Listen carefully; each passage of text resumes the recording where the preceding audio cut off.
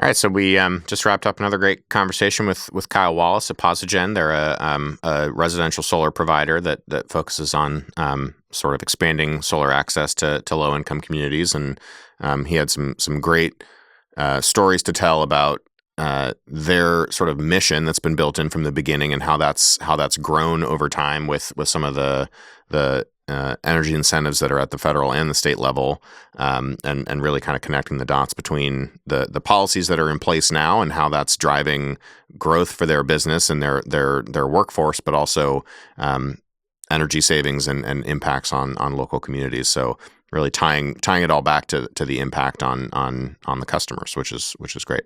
Right. Well said. Kyle had so much to say about telling an incredible story about how ultimately over the last 3 years or so, Mm-hmm. they've gone to a fully domestic content Mm-hmm. system. Mm-hmm. So they're able to source all of their entire supply chain from products that are produced here in the United States for every single client that they have, which is an amazing step in just a short period of time, which demonstrates the power of the American Clean Energy incentives that were passed just a few years ago under Biden. So really exciting to see the power of that impact for some of our members. Yeah, and just the ability of this industry and the businesses that are in this space to adapt quickly and to respond to these kinds of price signals and policy signals to do what those policies intend, which is to create more manufacturing jobs, to create more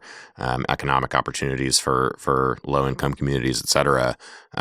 So I just think it just goes to show that there's a there, right? These policies get written and it's sort of, a headline, and then you sort of forget about the actual implication for a business like PosiGen, and they've been able to really sort of capitalize on that and make a difference. So right. Yeah, I love it. I love to see the real life impact of a public policy that's intended to drive job creation and economic investment in a U.S. manufacturing industry here in the U.S. So it doesn't get any better than that. Well, thank you, Kyle Wallace, for being here. We're super excited to have you a part of our lobby day.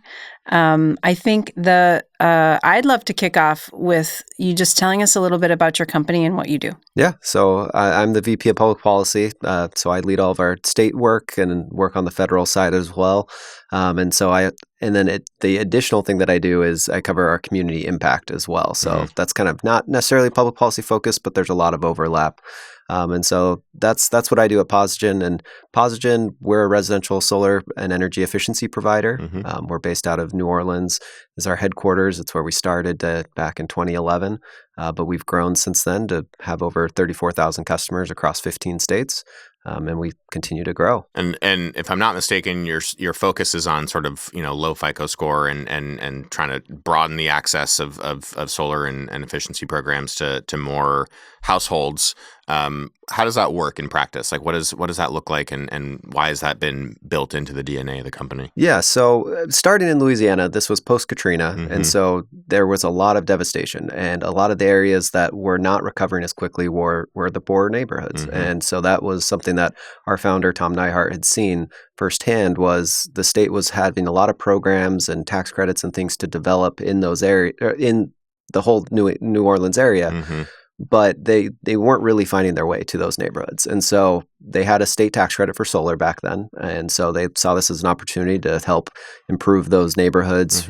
We could do roof work alongside energy efficiency, alongside solar, and really try to help redevelop. And so, but trying to do that with, it is difficult if you're having a FICO score requirement, income requirements, especially back then when you had to have a pretty high FICO score in order to qualify for any type of financing for solar.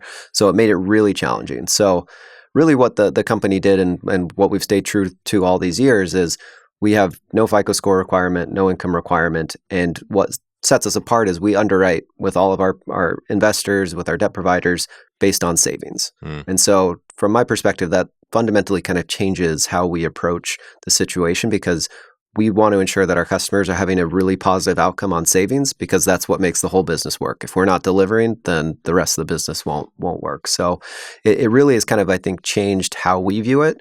And with that product, we naturally fit into serving LMI households who maybe tried to go solar and couldn't qualify previously. Right. So that's turned out to be a big part of what we do. And so we started in some of the lowest income areas of New Orleans, and have kind of expanded out since then. But we've maintained that focus through various programs we've done at the state level in Connecticut and Pennsylvania and Rhode Island. So it's something that we still to this day are really proud of. Yeah. Do you follow up with your customers after a period of time to see how those installations have actually affected their lives? Yeah, we do. We track their savings, and it's something that we can look at when we see their production, their energy bills, and we get customer inbound all the time asking questions about it, and we're always looking for ways to be more proactive at telling customers, here's kind of what you're saving. But it is something that we really try to do, and it's it's really impactful when you look at what we've done in some of the programs, like in Connecticut with the Connecticut Green Bank for their Solar for All program. This started back in 2015, and so we have now almost a decade at this point of customers who have seen those savings, and those savings have just grown every single year there, to the point where they're saving over $1,000 on average for a lot of those early Connecticut customers, and it's really, really impactful. We just actually back in September held an event in New Haven with customers of ours that were in this neighborhood. It's such a great little neighborhood with a lot of PosiGen customers. Some are older, some have just signed up in the last year or two with us, and so it was really cool comparing their individual stories, and we had their savings on a printout there, and it was just something that was really cool, and all the neighbors are seeing it, and everyone's getting excited, and it was really good. That's awesome.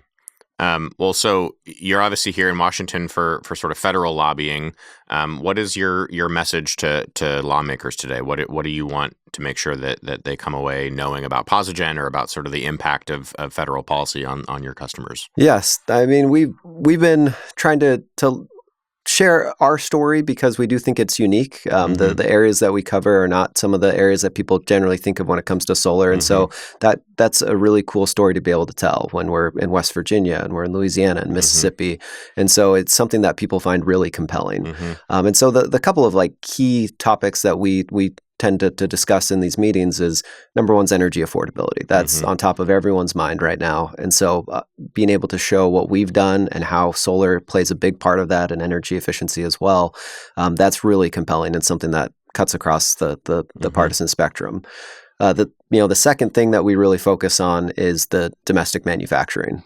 That's something that we're really proud of. We've been using American-made panels for a while, but now seeing all the inputs into those panels being onshored as well, and the inverters and the racking, to the point where the projects we're installing today, all of those major components are made in the United States, which 2-3 years ago was unthinkable. So that's something that we try to stress, that this is providing not just the economic development for the households, but it's also the communities, it's the jobs in those manufacturing plants across the country. And then the third is really kind of resilience. And that's something that rooftop solar, and especially with storage, can provide that folks want to hear about. They're interested in how you can power through hurricanes. We have a lot of experience of seeing how these systems perform in those extreme weather. And then also just seeing, more generally, how can we use these assets as grid assets and virtual power plants. And so there's a lot of really interesting things. And the resilience piece, I think, is, especially with Louisiana, Mississippi delegation that we talk to a lot, that's something they notice. I mean, we had one meeting with a senator who mentioned, after Hurricane Ida, flying over in a helicopter and seeing, and he made a note to us in the meeting, was like, hey, all the roofs that had solar, they weren't in as bad shape as all their neighbors who didn't have solar. Right. And we were like, well, yeah, that's kind of the point. That's the point. And so we actually saw that as well with our systems after Hurricane Ida, and had LSU do a study and found that it really does impact the resilience of the roof, not just the plane where the solar is, but the entire roof, because of the added weight. It's kind of deflecting some of the winds. Exactly. And it's really, really important. I couldn't have said it better myself. What a terrific spokesperson you are for PosiGen. What tell us, obviously there's been exponential growth, and your framing of the domestic content piece is so important. And for a general user, that just means all the supply chain pieces being made here in the United States for all of your installations. But moving forward, how would a rollback of American Clean Energy tax incentives affect your company? Yeah, it would be significant. I mean, we've been able to grow over the past few years, even as the residential sector has had some struggles, and we are planning to continue to grow. But rollback on these incentives, whether it's the bonus credits or something with the base credits itself, obviously is a huge impact. Some of the markets we're in downtown Philadelphia, we're working on old row homes, small systems, usually having to have some additional costs for those. That only works because of the low-income bonus credit or the domestic content bonus credit that helps us kind of address some of those added costs. We wouldn't be in West Virginia if it weren't for energy communities. I mean, New Orleans is an energy community, and that really helps make that market work with some of the state policies that have been rolled back. So for us, like we see it in every one of our markets, how important every one of these credits are. And when we had the long-term certainty of the base credit itself, that allowed us and our investors to be confident and invest and grow. And that's what's led to our growth from when I joined the company a few years ago, being in 7 states to now being in 15. That's solely because of this. How many employees do you have? Over 750. Wow. So we're not talking about just affecting the final product, the final output for people in low-income communities. We're talking about the impact that it would have on your company and your ability to drive economic development in the states where you do business. Yeah. Right? Yeah, exactly. It's, about half of our employees are in Louisiana, and then we have them spread out across the states, and it would be really impactful because that's